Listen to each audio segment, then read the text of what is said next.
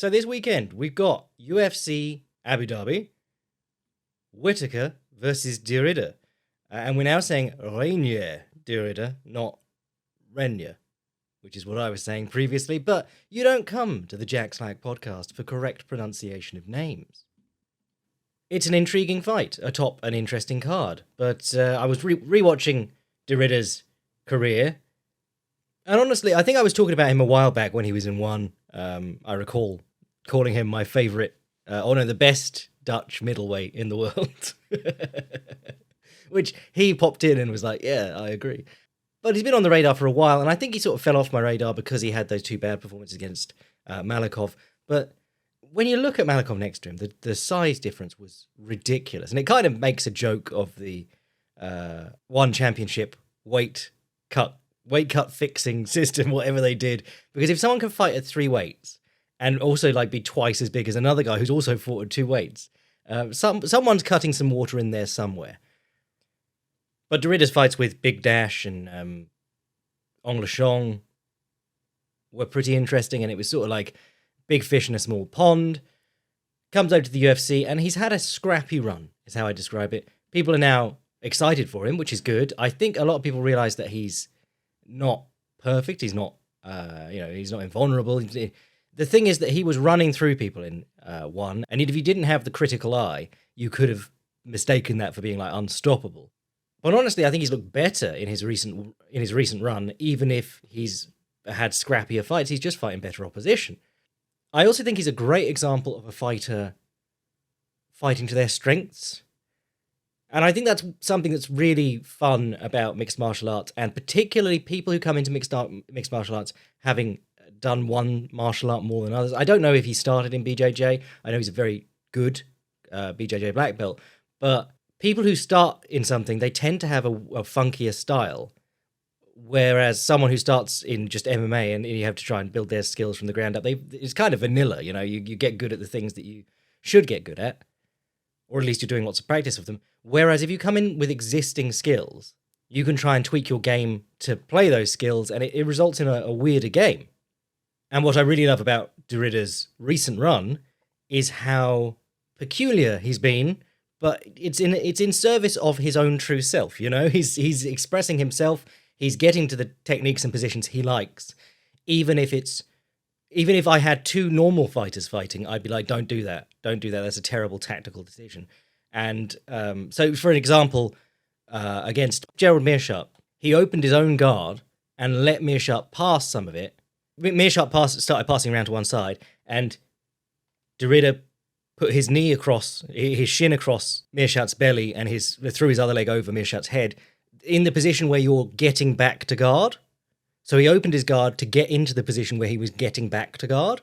And the reason that he did that was that he likes looking for the reverse or inverted, I can't remember which one, triangle from the bottom that Braulio Estima made famous. And Derrida has a finish with it over Big Dash. If you go watch that fight, you'll see exactly what I mean. The position he starts from there.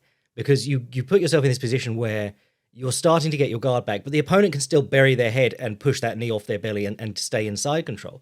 But if they bury their head, you have the chance to kick your legs straight and drop them into this reverse triangle. So Braulio Estima, I think it was 2009 maybe 2007, turned up at ADCC, hit 2 guys with it from out of nowhere. He was sort of letting them half pass his guard, and then he snapped it on him. One of them was Andre Galvao, who's one of the best grapplers ever. And it was one of those things where it stopped working because people were like, oh my God, have you seen what Braulio's doing? And with Derrida against Gerald Meerschaert, you can hear his corner shouting, look out for the triangle, when Meerschaert's just sort of deciding whether he's going to keep pushing past.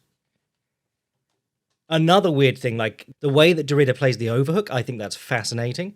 You don't see a lot of guys choosing to take the overhook, but he'll do it like against Bo Nickel. He goes out, grabs his head, and then from the collar tie, he throws his armpit over the top of Bo Nickel's shoulder and pulls Nickel into the underhook and takes the overhook.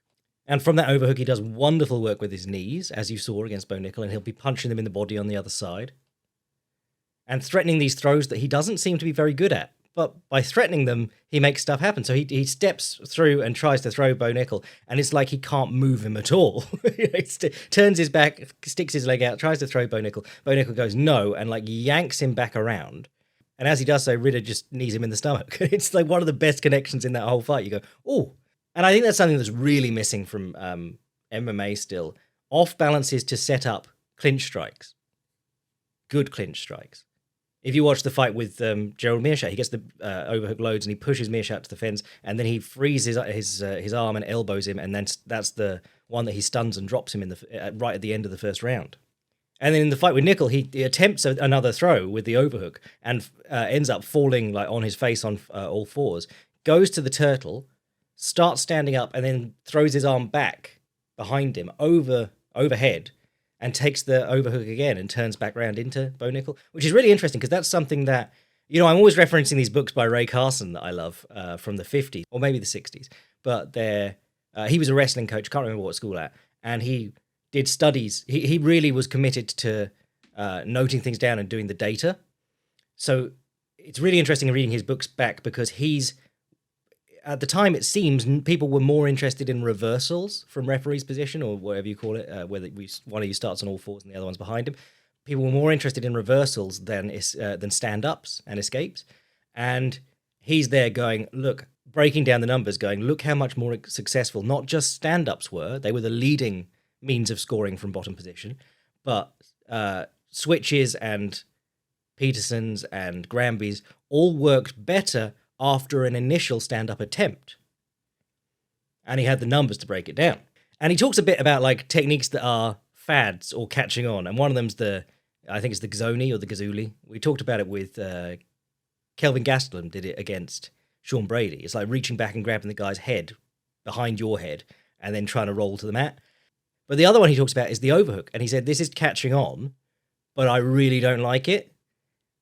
So when you're on all fours in front of the opponent, you reach back and take an overhook and start standing up to try and wrestle him. And he said, like, you're giving them a really good control before you've even got to your feet.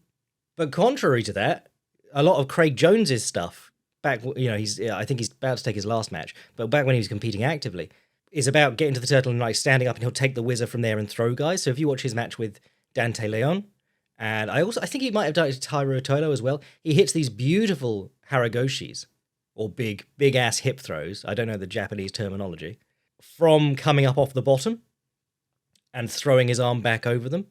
And in one of his instructionals, he teaches a beautiful little like thing where he runs a circle and then throws the guy from there. He said, like, I've never done any judo. I've got a yellow belt from when I was a child or something like that. But it's really interesting that coming to the turtle and throwing the whizzer behind you. I'm not going to say it's catching on, but I've seen two guys have success with it in two different sports. The striking, you know, Reinier de Ridder, there was a fantastic cartoon over here in the UK, which I advise everyone look up. It's called The Big Knights. And the intro, just watch the intro alone, because it says, The Big Knights, Sir Horace, the finest swordsman in the world, and his brother, Sir Maurice, not the finest swordsman in the world, but the most enthusiastic. And I think of that with de Ridder, he's enthusiastic. And that the shame about The Big Knights is that it was a really fun cartoon, and then the little studio that made it made another little thing called Peppa Pig, which then dominated the UK market for going on 2 decades now. So they never went back to it. But it's an absolute banger, and it's got Brian Blessed in, so what else do you need? But yeah, de Ridder, enthusiastic striking is how I'd put it, and it serves a purpose. I like that he's southpaw, and against orthodox fighters, he looks for that little inside-out front leg snap kick to the body, inside-out teep, and he level changes immediately off it and gets the single leg, uses his jab. It's very interesting. The Gerald Meerschaert fight